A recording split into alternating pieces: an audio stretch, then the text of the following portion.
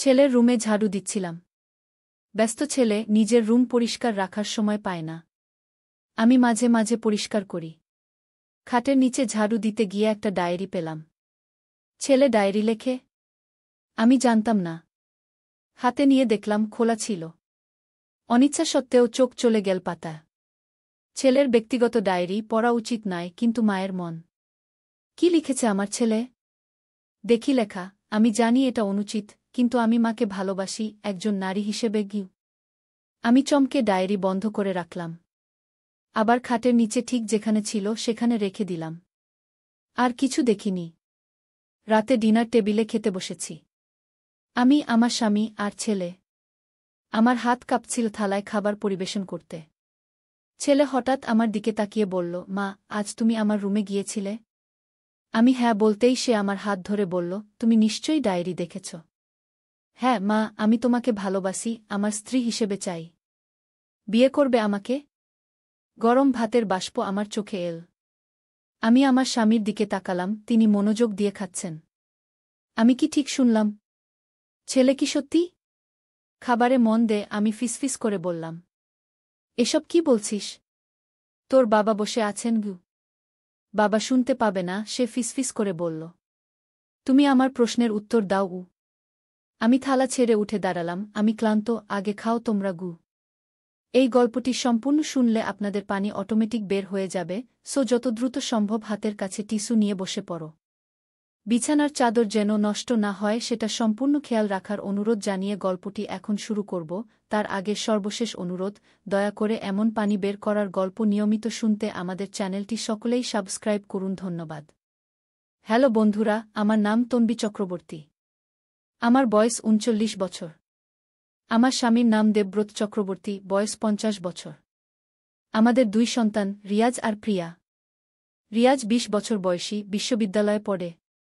প্রিয়া ১০ বছর বয়সী, প্রাথমিক বিদ্যালয়ে যায়। সেদিন সন্ধেবেলা রিয়াজের রুম পরিষ্কার করছিলাম। ঝাড়ু দিতে গিয়ে খাটের নিচে একটা পুরানো ডায়েরি পেয়েছিলাম। কৌতূহলের বসে খুলে দেখি, তাতে লেখা। আমি জানি এটা খুবই অনুচিত, কিন্তু আমি মাকে এক ধরনের ভালোবাসি যা একটা ছেলের মায়ের প্রতি থাকা উচিত নয়। আমি তাকে একজন নারী হিসেবে দেখি। আমি জানি এটা পাপ উ। আর পড়তে পারলাম না। মাথা ঘুরে যাচ্ছিল। আমি কি ঠিক পড়লাম? আমার ছেলে কি লিখেছে? ডায়েরিটা আবার যেখানে ছিল সেখানে রেখে দিলাম। মনে মনে ভাবলাম, হয়তো আমি ভুল পড়েছি। হয়তো কোনো গল্পের অংশ ছিল। কিন্তু রাতের খাবারের সময় যখন রিয়াজ আমার হাত ধরে বলল, মা, তুমি আমার ডায়েরি দেখেছ, তাই না? আমি তোমাকে সত্যিই ভালোবাসি। আমার স্ত্রী হবে? আমি হতবাক হয়ে গিয়েছিলাম। এটা কি হচ্ছে? আমার নিজের ছেলে আমাকে এমন কথা বলছে। রিয়াজ, তুই কি বলছিস? এসব কি? আমি কাপা গলায় বললাম। কিন্তু তখনই আমার স্বামী দেবব্রত উঠে দাঁড়িয়ে হাসতে লাগলেন। প্রিয়াও হাসছে। কি হলো তোমাদের? আমি অবাক হয়ে জিজ্ঞেস করলাম। মা, এপ্রিল ফুল, রিয়াজ হাসতে হাসতে বলল। আজকে তো এপ্রিল ফুলস ডে। আমরা সবাই মিলে তোমার সাথে প্র্যাঙ্ক করেছি গু। কি বলছিস? আমি এখনও বুঝতে পারছিলাম না। দেবব্রত বললেন, তন্বী, রিয়াজ আর আমি মিলে এই পুরো পরিকল্পনা করেছিলাম। রিয়াজ জানো, তুমি তার রুম পরিষ্কার করতে যাবে। সে ইচ্ছে করেই ওই নকল ডায়েরি রেখেছিল। আর আমরা জানতাম তুমি কৌতূহলের বসে পড়বে গি। প্রিয়া হাততালি দিয়ে বলল, মা, তোমার মুখটা দেখো। কত ভয় পেয়েছিলে। আমি এবার বুঝলাম। সবটাই ছিল একটা প্র্যাঙ্ক। কিন্তু কি ভয়ানক প্র্যাঙ্ক! আমার হার্ট অ্যাটাক হয়ে যেতে পারত। তোমরা সবাই খুব খারাপ, আমি রাগ করে বললাম। কিন্তু ভেতরে ভেতরে স্বস্তি পেয়েছিলাম। রিয়াজ আমাকে জড়িয়ে ধরে বলল, সরি মা, কিন্তু তোমার রিয়াকশনটা অসাধারণ ছিল। এরপর আমরা সবাই হেসে খেলে মজা করলাম।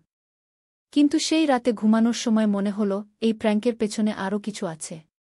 পরদিন সকালে রিয়াজ আমার কাছে এসে বলল, মা, আসলে একটা কথা আছে গিউ। কি? আমি জিজ্ঞেস করলাম। ওই ডায়েরির কথাগুলো।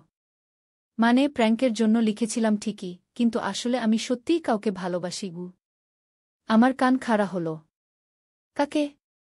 আমাদের পাশের বাড়ির আন্টিকে। মানে মিসেস খান। তুমি চেনো তো? আমি চোখ কপালে তুললাম। মিসেস খান? সে তো আমার থেকেও বয়স্ক।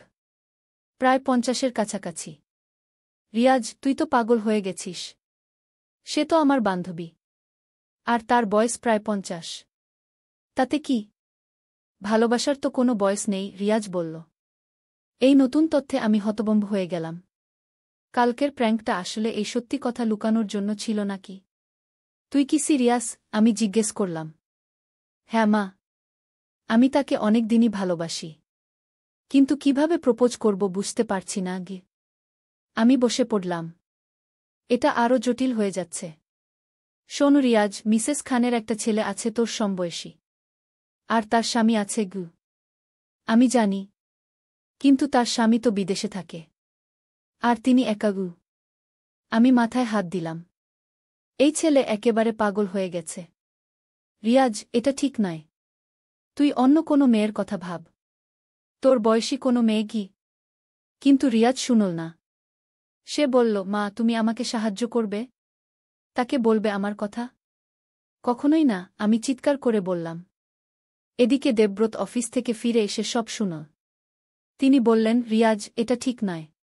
তুই অন্য কোনো মেয়ের সাথে দেখা করগ। কিন্তু রিয়াজ জেদ ধরল।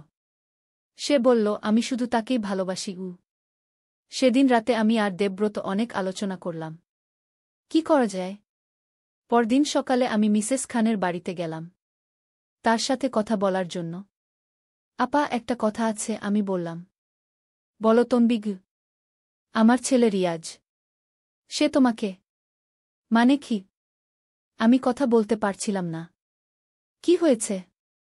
স্পষ্ট করে বলো। সে বলেছে সে তোমাকে ভালোবাসে গি। মিসেস খান হেসে ফেললেন। কি বলছো তুমি? সত্যি। সে তোমাকে বিয়ে করতে চায়। এবার মিসেস খান গম্ভীর হলেন। এটা তো অনেক সিরিয়াস বিষয়। হ্যাঁ। আমি খুব চিন্তিত। মিসেস খান ভাবল। তারপর বলল, তম্বি, তুমি জানো আমার একটা প্ল্যান আছে। আমি রিয়াজের সাথে কথা বলবো। কিন্তু এমনভাবে যাতে সে বুঝতে পারে এটা ঠিক নয় গিয়ে। কি প্ল্যান? আমি তাকে বলবো আমার আরেকটা গোপন প্রেম আছে। এমন কেউ যাকে সে জানে না গি। আমি বুঝলাম না। কার সাথে? তোমার স্বামীর সাথে গু। আমি চমকে উঠলাম। কি বলছো? শোনো, এটা নকল। আমি শুধু রিয়াজকে বোঝানোর জন্য বলবো। যাতে সে বুঝতে পারে এই ধরনের সার্কেল ভালোবাসার কত জটিলতা আছে গি। আমি মাথা নাড়লাম। না, এটা আরও জটিল হয়ে যাবে গু। কিন্তু মিসেস খান বলল, ভরসা রাখো আমার উপর গু। সেদিন বিকেলে রিয়াজ মিসেস খানের বাড়িতে গেল। আমি জানালার আড়াল থেকে দেখছিলাম। মিসেস খান রিয়াজকে বসতে দিয়ে বলল, রিয়াজ, তোমার মা আমাকে সব বলেছে গিউ। রিয়াজ লজ্জিত হয়ে মাথা নিচু করল। শোনো, আমি তোমার অনুভূতির সম্মান করি। কিন্তু তুমি জানো না, আমারও একটা গোপন প্রেম আছে গি। রিয়াজ মাথা তুলে তাকাল। আমি তোমার বাবাকে ভালোবাসি। দেবব্রত আঙ্কেলকে গি। রিয়াজের চোখ বড় হয়ে গেল। মিসেস খান চালিয়ে গেল, আমরা দুজনেই বিবাহিত। আমাদের পরিবার আছে। কিন্তু অনুভূতি তো আর নিয়ন্ত্রণ করা যায় না, তাই না? রিয়াজ কিছু বলল না। তুমি যদি আমাকে বিয়ে করো, তাহলে আমি কিন্তু তোমার বাবাকে ভুলতে পারব না। এটা কি ঠিক হবে? রিয়াজ এবার বুঝতে পারল। না আন্টি। এটা ঠিক হবে না গি। তেমনি তুমিও অন্য কোনো মেয়েকে ভালোবাসার চেষ্টা করো। তোমার বয়সী কাউকে। আমি তোমার মায়ের বান্ধবী। এটা ঠিক নয় গি। রিয়াজ মাথা নাড়ল। আপনি ঠিক বলেছেন গি। মিসেস খান হাসল। এখন যাও। আর এই কথা তোমার মা বাবাকে বলো না যে আমি তোমার বাবাকে। তুমি বুঝতেছ তো? রিয়াজ কিছু বলল না। কিন্তু আমি দেখলাম তার মুখ খারাপ হয়ে গেছে। সে বাড়ি ফিরে এসে আমাকে বলল, মা, আমি আর মিসেস খানকে বিয়ে করতে চাই না গু।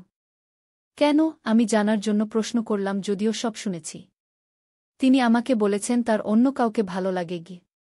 কাকে? রিয়াজ ইতস্তত করল। তারপর বলল, বাবাকে গু। আমার মাথায় বাজ পড়ল। মিসেস খানের প্ল্যান অনুযায়ী হলেও এটা আমার জন্য ভীষণ অস্বস্তিকর। সেদিন রাতে দেবব্রত এসে আমাকে দেখে বলল, কি হয়েছে? মুখ খারাপ কেন? আমি সব বললাম। দেবব্রত হেসে বলল, ও, এটা তো মিসেস খানের পরিকল্পনা ছিল। সে আমাকে আগেই বলেছিল গু। কি বলেছিল? যে সে রিয়াজকে এভাবে বোঝাবে। আর আমাকে বলেছিল তুমি জানলে যেন আমি তোমাকে সব খুলে বলি গু। আমি স্বস্তির নিঃশ্বাস ফেললাম। কিন্তু পরদিন সকালে আরও বড় সমস্যা হল। রিয়াজ এসে বলল, মা, আমি মিসেস খানকে বলে দিয়েছি যে বাবা তোমাকে খুব ভালোবাসে। তিনি যেন বাবার দিকে না তাকান গু। আমি অবাক হয়ে বললাম, তুই কি করেছিস? আমি মিসেস খানকে বলেছি যে বাবার আরেকটা প্রেম আছে গি। কার সাথে? তোমার ছোট বোন রিতার সাথে গি। আমার পৃথিবী ভেঙে পড়ল। রিতা আমার ছোট বোন, বয়স 30 বছর। সে অবিবাহিত। রিয়াজ, তুই কি করেছিস? আমি চিৎকার করলাম। আমি ভেবেছিলাম এতে সব ঠিক হয়ে যাবে গু। কিন্তু সমস্যা হল, রিয়াজ এই কথা মিসেস খানকে বলার সময় রিতা নিজেই সেখানে ছিল। সে মিসেস খানের বাড়িতে গিয়েছিল কোনো কাজে। রিতা ফিরে এসে আমাকে বলল, দিদি, রিয়াজ কি বলছে? দেবব্রতদা আমাকে ভালোবাসে? আমি মাথায় হাত দিলাম। না না, এসব কিছুই না। ওর ভুল উ। কিন্তু রিতা বলল, কিন্তু দেবব্রতদা তো আমার সাথে খুব ভালো ব্যবহার করে। সবসময় আমার খোঁজখবর নেয় উ। আমি বুঝলাম রিতার মাথায়ও একটা সন্দেহ ঢুকে গেছে। সেদিন সন্ধ্যায় দেবব্রত অফিস থেকে ফিরে এসে আমাকে উদ্বিগ্ন দেখে জিজ্ঞেস করল, কি হয়েছে আবার? আমি সব বললাম। দেবব্রত মাথায় হাত দিয়ে বলল, এই ছেলে একেবারে পাগল হয়ে গেছে গিউ। তখনই রিতা এসে হাজির। দেবব্রতদা, আমার সাথে কথা আছে গিউ। দেবব্রত অবাক হয়ে বলল, বলো উ। আপনি আমাকে ভালোবাসেন? দেবব্রত এবং আমি দুজনেই হতবাক। কে বলেছে এসব? দেবব্রত জিজ্ঞেস করল। রিয়াজ। সে বলেছে আপনার আমার প্রতি ভালোবাসা আছে গি। দেবব্রত রেগে গিয়ে রিয়াজকে ডাকল। রিয়াজ, এখানে আয়। রিয়াজ ভয়ে ভয়ে এলো। তুই কি বলেছিস রিতার কাছে? রিয়াজ সব খুলে বলল। দেবব্রত বলল, তুই একদম পাগল হয়ে গেছিস। আমি রিতাকে ভালোবাসি? সে তো তোর মামি, আমার শালি। রিতা লজ্জা পেয়ে বলল, আমি ভেবেছিলাম গু। কিছু ভাবার দরকার নেই, দেবব্রত বলল। এসব রিয়াজের বাজে কথা গু। কিন্তু এরপর আরও বিপদ হল। পরদিন মিসেস খান আমার কাছে এসে বলল, তনবি, রিয়াজ তো আমাকে বলেছে দেবব্রতের রিতার সাথে প্রেম গো। আমি বললাম, না, এসব কিছুই না গি। কিন্তু আমি দেখলাম রিতা খুব চিন্তিত। সে আমাকে জিজ্ঞেস করল দেবব্রত সত্যিই তাকে ভালোবাসে কিনা গি। আমি বুঝলাম পরিস্থিতি আরও জটিল হয়ে যাচ্ছে। মিসেস খান, আপনি প্লিজ এসব নিয়ে আর কথা বলবেন না গি। কিন্তু মিসেস খান বলল, তনবি, আমার একটা সন্দেহ হচ্ছে গি। কি সন্দেহ? রিয়াজ হয়তো সত্যিই জানে কিছু। হয়তো দেবব্রতের সত্যিই রিতার প্রতি দুর্বলতা আছে গি। আমি রেগে গিয়ে বললাম, আপনি এসব কি বলছেন? আমি শুধু বলছি, কখনো কখনো আমরা আমাদের সবচেয়ে কাছের মানুষদের সম্পর্কে জানি না গি। এই কথা শুনে আমার মনে সন্দেহ ঢুকে গেল। দেবব্রত সত্যিই রিতার সাথে বেশি কথা বলে। তার খোঁজখবর নেয়। এমনকি রিতার জন্মদিনে বিশেষ উপহারও দেয়া। সেদিন রাতে আমি দেবব্রতকে জিজ্ঞেস করলাম, তুমি রিতাকে নিয়ে কি ভাবো? দেবব্রত অবাক হয়ে বলল, মানে? সে তো তোমার বোন, আমার শালি উ। কিন্তু তুমি তার সাথে খুব বেশি কথা বলো উ। তাতে কি? সে আমাদের পরিবারের অংশ উ। কিন্তু আমার মনের সন্দেহ যাচ্ছিল না। পরদিন আমি লক্ষ্য করে দেখতে লাগলাম। দেবব্রত সত্যিই রিতার সাথে বেশি সময় কাটায়। তার সাথে হাসে। তার কথা মন দিয়ে শোনে। আমি রিতাকেও লক্ষ্য করলাম। সেও দেবব্রতের সাথে কথা বলার সময় একটু বেশি খুশি থাকে। 3 দিন পর আমি দেখলাম দেবব্রত আর রিতা বারান্দায় একসাথে চা খাচ্ছে। তারা কি নিয়ে এত কথা বলছে? আমি কাছে গিয়ে শুনতে চেষ্টা করলাম। রিতা বলছিল, দেবব্রতদা, আপনি যা বলেছিলেন আমি সেটা নিয়ে ভেবেছি গু। কি বলেছিলাম? দেবব্রত জিজ্ঞেস করল। যে কথাটা আমাদের মধ্যে যেটা আছে গু। আমার হার্টবিট বেড়ে গেল। কি কথা? তাদের মধ্যে কি আছে? দেবব্রত বলল, হ্যাঁ, সেটা খুবই ইম্পর্ট্যান্ট উ। আমিও তাই মনে করি। কিন্তু দিদি জানলে কি হবে? তনবি জানবে না।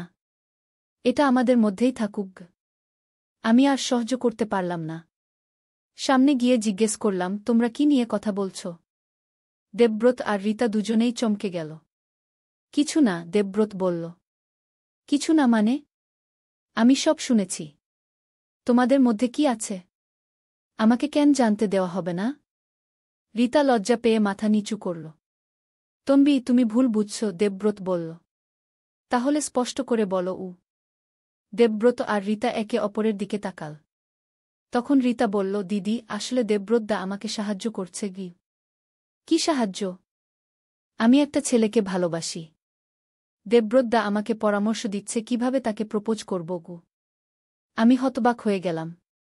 কোন ছেলে? আমাদের অফিসের একজন। নাম রাহুল।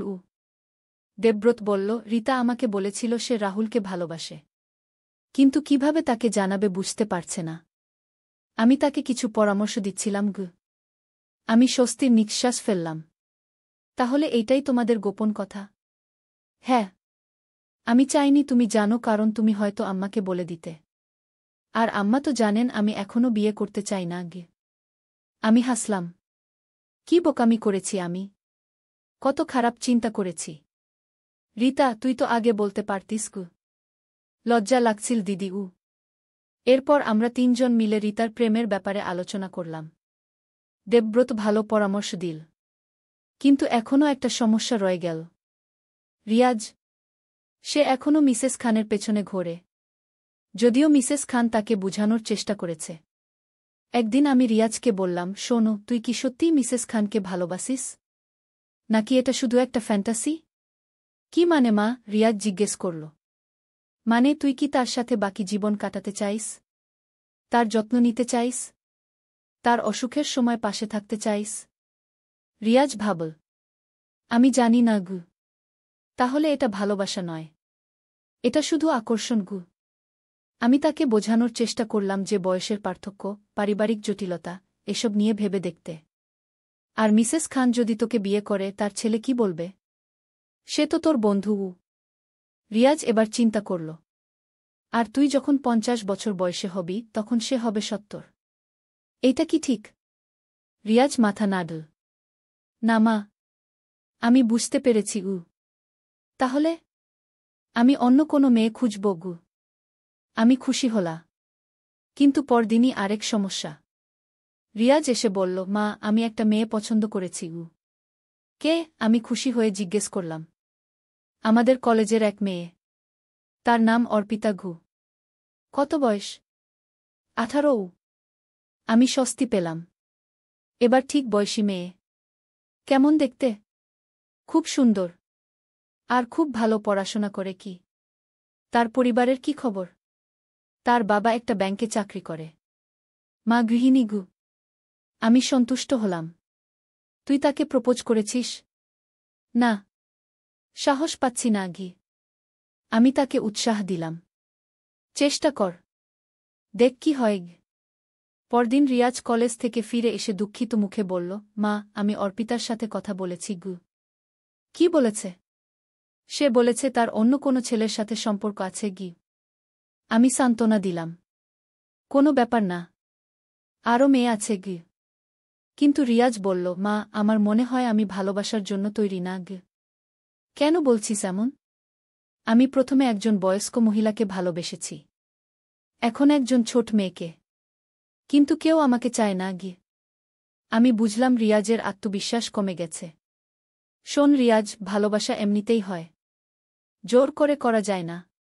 তুই নিজেকে নিয়ে কাজ কর, ভালো ছেলে হয়ে ওঠ, আপনিতেই ভালো মেয়ে পাবি।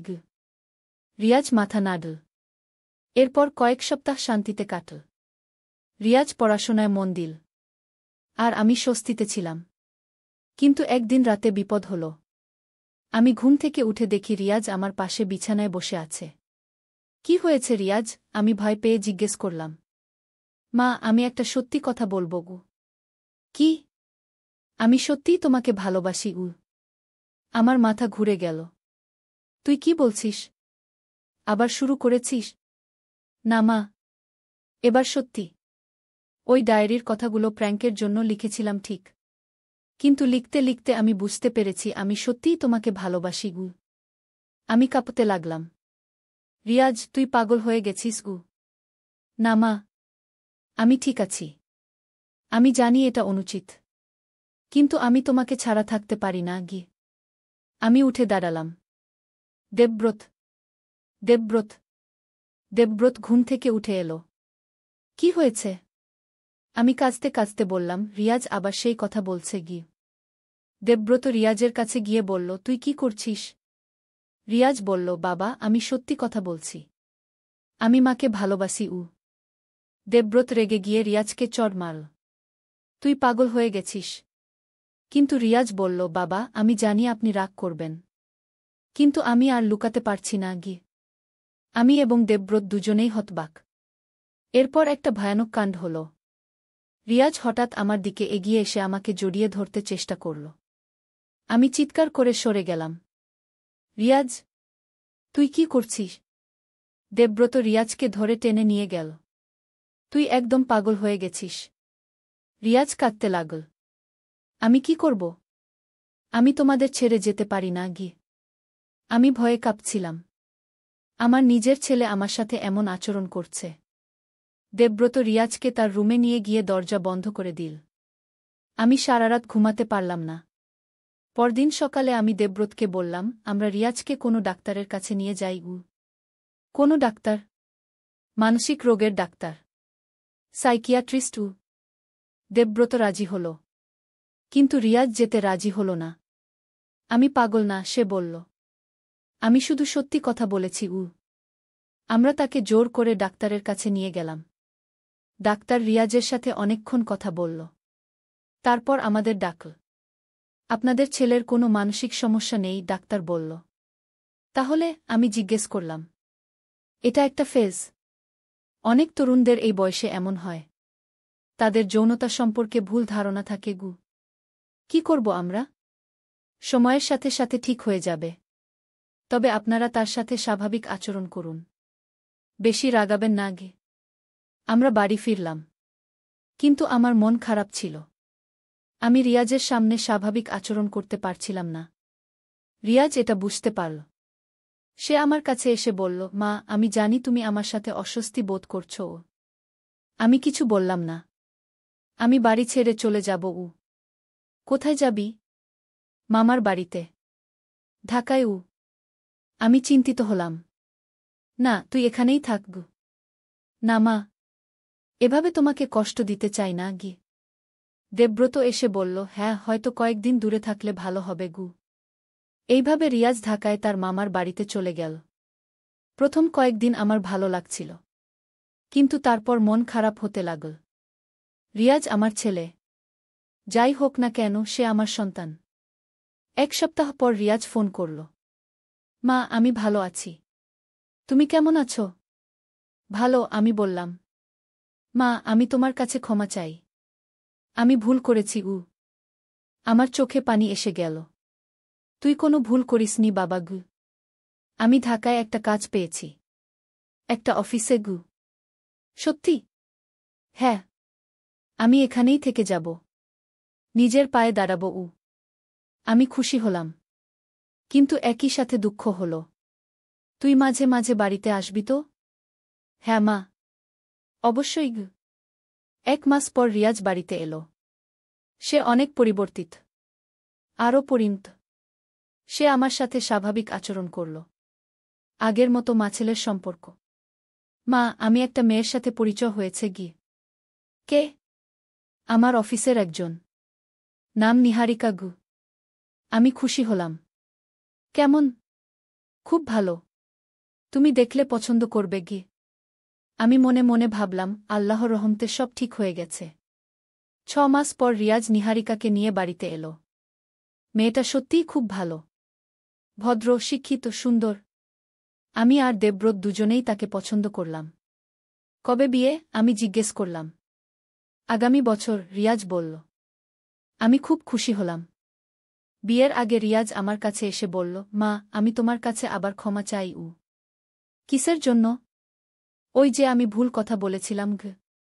আমি তার মাথায় হাত রেখে বললাম, সেসব ভুলে যা। তুই এখন খুশি থাক। রিয়াজের বিয়ে হল। নিহারিকা আমাদের পরিবারের অংশ হয়ে গেল।